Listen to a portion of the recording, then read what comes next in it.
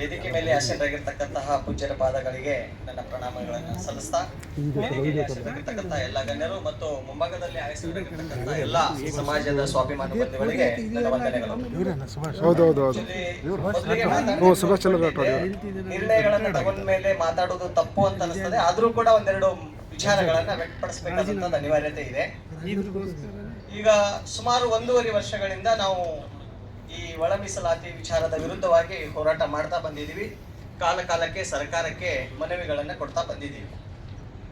ನಿನ್ನೆ 1ನೇ ತಾರೀಕು ಮಾಡಿದಂತಹ ಒಂದು ಮೀಟಿಂಗ್ ನಲ್ಲಿ ತೆಗೆದುಕೊಂಡ ನಿರ್ಣಯ ಏನು ಅಂತಂದ್ರೆ, ಈಗ ನಾನು ಸುಮಾರು ಜಿಲ್ಲೆಗಳಲ್ಲಿ ತಿರುಗಾಡಿ ನೋಡಿದಂತಹ ಸಂದರ್ಭದಲ್ಲಿ ಒಂದು ಸ್ಪಷ್ಟವಾಗಿ ಕಂಡು ಬರ್ತಕ್ಕಂಥದ್ದು ಏನು ಅಂತಂದ್ರೆ, ನಾನು ವೇದಿಕೆಯಲ್ಲಿ ಮಾತನಾಡಿರ್ತಕ್ಕಂಥ ಎಲ್ಲ ಗಣ್ಯರು ಮತ್ತು ಪೂಜ್ಯರು ಹೇಳಿದಂತಹ ಮಾತನ್ನ ಗಮನಿಸಿದ್ದೀನಿ. ಪ್ರಾಬ್ಲಮ್ ಏನಾಗಿದೆ ಅಂದ್ರೆ, ಯಾರು ಏನ್ ಮಾಡ್ತಾ ಅಂದ್ರೆ ಜನರಿಗೆ ಗೊತ್ತಾಗ್ತಾ ಇಲ್ಲ. ಇದು ಸತ್ಯ ಇರ್ತಕ್ಕಂತಹ ಸಂಗತಿ.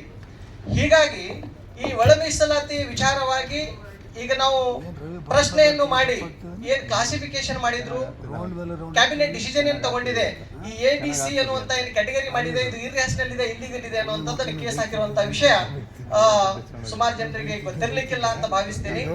ಅಲ್ಲಿ ಪ್ರೊಸೆಸ್ ಸ್ಟಾಪ್ ಆಗಿದೆ. 2 ರೀತಿಯ ಸಮಸ್ಯೆ ಇದೆ ನಮ್ಮ ಮುಂದೆಗೆ. ನಾವು ಅರ್ಥ ಮಾಡ್ಕೋಬೇಕಾಗಿದೆ ಏನು ಅಂದ್ರೆ, 2 ರೀತಿಯ ಸಮಸ್ಯೆ.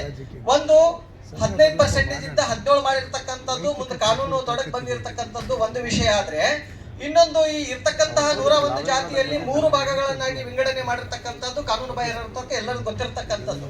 ಈಗ ನಾವು ಫೋಕಸ್ ಕೊಡ್ತಾ ಇರ್ತಕ್ಕಂಥದ್ದು ಯಾರು, ಈಗ ನಿರ್ಣಯ ತಗೊಂಡಾಯ್ತು 17% ನಾವು 9ನೇ ಶೆಡ್ಯೂಲ್ ನಲ್ಲಿ ಹಾಕ್ಸ್ಲಿಕ್ಕೆ ಪ್ರಯತ್ನ ಮಾಡಬೇಕು ಅನ್ನುವಂಥದ್ದು ಅದು ಸ್ವಾಗತಾರ್ಹನೇ. ಯಾಕಂದ್ರೆ ಇದರಿಂದ ನಮ್ ಬೆನಿಫಿಟ್ಸ್ ಆಗ್ತಾ ಇದೆ. ನಾನು ಕೂಡ ಸೀನಿಯರ್ ಕೌನ್ಸಿಲ್ ಜೊತೆಗೆ ಡಿಸ್ಕಸ್ ಮಾಡಿದಾಗ ಪ್ರಶ್ನೆ ಏನ್ ಬಂತು ಅಂತಂದ್ರೆ, 15% ಇಂದ 17 ಮಾಡಿರೋದ್ರಿಂದ ನಿಮ್ಮ ಸಮುದಾಯಕ್ಕೆ ಏನಾದ್ರೂ ಲಾಸ್ ಇದೆಯಾ ಅಂತ. 101 ಜಾತಿಗಳಿಗೆ ಅದು ಯಾರಿಗಾದ್ರೂ ಸಿಗ್ಲಿ, ಬಟ್ ಲಾಸ್ ಏನಾದ್ರೂ ಆಗ್ತಾ ಇದೆ ಅಂತ ಪ್ರಶ್ನೆ ಬಂತು. ಅವಾಗ ನಾವು ಅದನ್ನ ಪ್ರಶ್ನೆಯನ್ನ ನ್ಯಾಯಾಲಯದಲ್ಲಿ ಚಾಲೆಂಜ್ ಮಾಡ್ಲಿಲ್ಲ. ಮತ್ತೆ ಬೇರೆ ಇನ್ನೊಂದು ಪ್ರಕರಣಗಳಲ್ಲಿ ಬೇರೆಯವರು ಚಾಲೆಂಜ್ ಮಾಡಿದ್ದಿದೆ. 17 ಆದ್ರೆ ನಮ್ ಬೆನಿಫಿಟ್ ಆಗತ್ತೆ. ಈಗ ಒಳ ಮೀಸಲಾತಿ ಅನ್ನುವಂತ ವಿಷಯ ಏನು ಬಂತಲ್ಲ, ಈಗ ಸ್ಥಗಿತ ಆಗಿದೆ. ಹಳೆ ಪದ್ಧತಿ ಬಂದಿರತಕ್ಕಂಥದ್ದು ಒಳ್ಳೆಯ ವಿಚಾರ ಇದೆ. ಬಟ್ ಈಗ ಯಾಕ್ಟಿಗೆ ಸಹಿ ಮಾಡಿರುವಂತದ್ದು ನಾಳೆ ಅದು ನೋಟಿಫಿಕೇಶನ್ ಆಗಿ ಬಂದಾದ ಮೇಲೆ ನಾವು ಹೋರಾಟಕ್ಕೆ ಇಳಿಬೇಕಾ ಅಥವಾ ಈಗಲೇ ಹೋರಾಟ ಮಾಡ್ಬೇಕನ್ನುವಂಥದ್ದು ನಿರ್ಣಯ ತಗೊಳ್ಳೋದು ಉತ್ತಮ ಅನ್ನುವಂಥದ್ದನ್ನ ನನ್ನ ಒಂದು ಅಭಿಪ್ರಾಯ.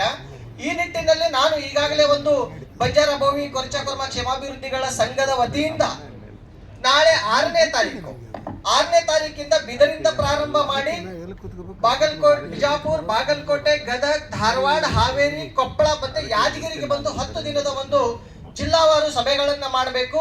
ಈ ನಿಟ್ಟಿನಲ್ಲಿ ಜನರಿಗೆ ಅವೇರ್ನೆಸ್ ಅನ್ನ ಮೂಡಿಸಬೇಕು ಮತ್ತು ಯುನಿಟಿಯನ್ನ ಮಾಡಬೇಕು. ಮುಂದಿನ ನಮ್ಮ ನಡೆ ಹೇಗಿರ್ಬೇಕು ಅನ್ನುವಂತ ಒಂದು ಯೋಚನೆಯನ್ನ ಮಾಡ್ಕೊಂಡು ಒಂದು ಸಿದ್ಧತೆಯನ್ನ ಮಾಡ್ಕೊಂಡಿದ್ದೀನಿ. ಆ ರೀತಿ ನಾವು ಎಲ್ಲರೂ ಸೇರಿ ಮಾಡಿದ್ರೆ ಬಹಳಷ್ಟು ಒಳ್ಳೇದಾಗಬಹುದು. ಯಾಕೆ ಅಂತಂದ್ರೆ, ಈಗ ನಾಳೆ ಅಧಿವೇಶನದಲ್ಲಿ ಬಹಳ ದೊಡ್ಡ ಪ್ರಮಾಣದ ಗ್ರೂಪ್ನವರು ಹೋರಾಟಕ್ಕೆ ಸಿದ್ಧತೆಯನ್ನ ಮಾಡ್ಕೊಳ್ತಾ ಇದ್ದಾರೆ, ನಾಳೆ ಮಾಡ್ತಾರೆ. ಅಂತ ಸಂದರ್ಭದಲ್ಲಿ ನಮ್ಮ ಒಂದು ಸ್ಟ್ಯಾಂಡ್ ಏನು, ನಾವು ಮನೆಯಲ್ಲೇ ಕೂತ್ಕೊಳ್ಳೋಣ, ಬೀದಿಗೆ ಇಳೋಲ್ವಾ, ಅವೇರ್ನೆಸ್ ಪ್ರೋಗ್ರಾಮ್ಗಳನ್ನ ಮಾಡ್ಕೊಂಡು ಸಿದ್ಧತೆಯನ್ನ ಮಾಡ್ಕೊಳ್ಳೋಣ ಅನ್ನುವಂಥದ್ದಿದೆ. ಈ ನಿಟ್ಟಿನಲ್ಲಿ ಒಂದು ವಿಚಾರ ನಾನು ವ್ಯಕ್ತಪಡಿಸ್ತೀನಿ. ಈಗ ನಾನು ಅಲ್ಲಿ 6ನೇ ತಾರೀಕಿಂದ 10ನೇ ತಾರೀಕಿಗೆ ಏನು ಶೆಡ್ಯೂಲ್ ಅನ್ನು ಹಾಕೊಂಡಿದ್ದೀವಿ. ಈ ಭಾಗದಲ್ಲಿ ಅಂದ್ರೆ ಬಾಂಬೆ ಕರ್ನಾಟಕ, ಹೈದರಾಬಾದ್ ಕರ್ನಾಟಕ 2 ವಿಭಾಗಗಳನ್ನ ಅಲ್ಲಿ ಮುಗಿತದೆ.